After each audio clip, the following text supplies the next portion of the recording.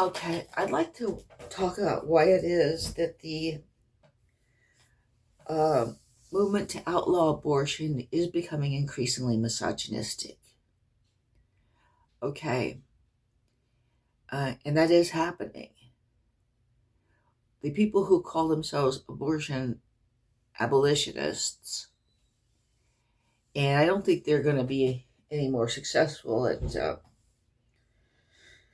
abolishing abortion than the pro-life group is.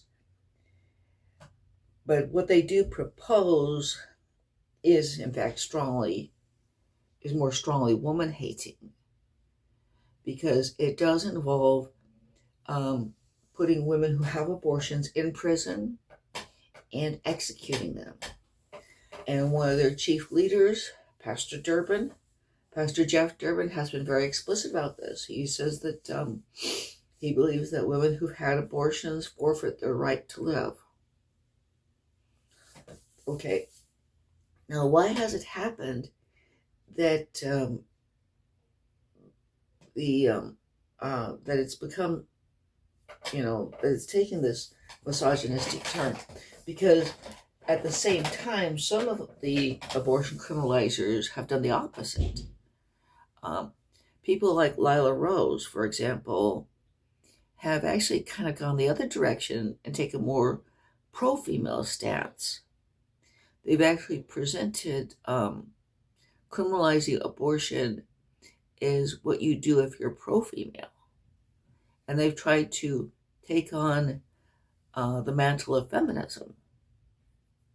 Okay, but I'm dealing now with the woman-hating abortion criminalizing group, and I think that it is true that sometimes when you immerse yourself in a subject, it does warp the way you look at something. When you immerse yourself in rape, the way Susan Brownmiller did, who wrote the book, Against Our Will, Men, Women, and Rape, it can distort your view on it. And she kind of came to a rape makes the world go round sort of view,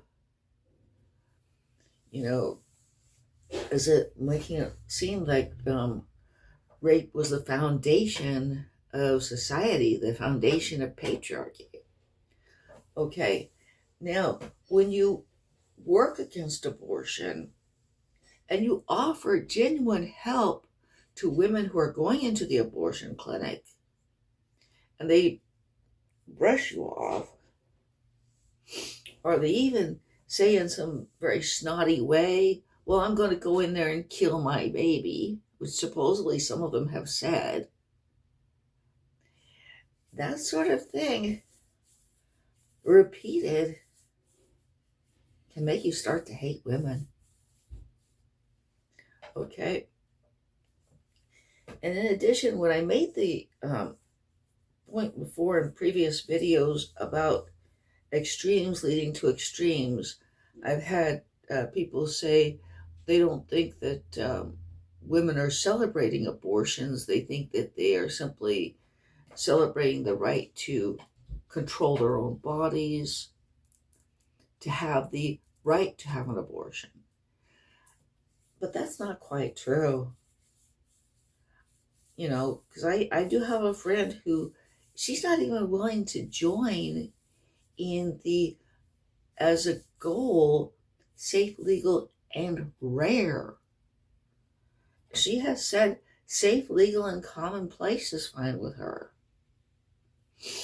And that's a very disturbing attitude, in my opinion. That she's not even interested in making abortion rare and trying to decrease it even while keeping it legal. That can lead to woman hating. When you have that type of experience with women, you can start to dislike the sex as a whole. And, if you're somebody like Pastor Jeff Durbin and some of these others, it can eventually lead you to a place where you're willing to put a lot of women,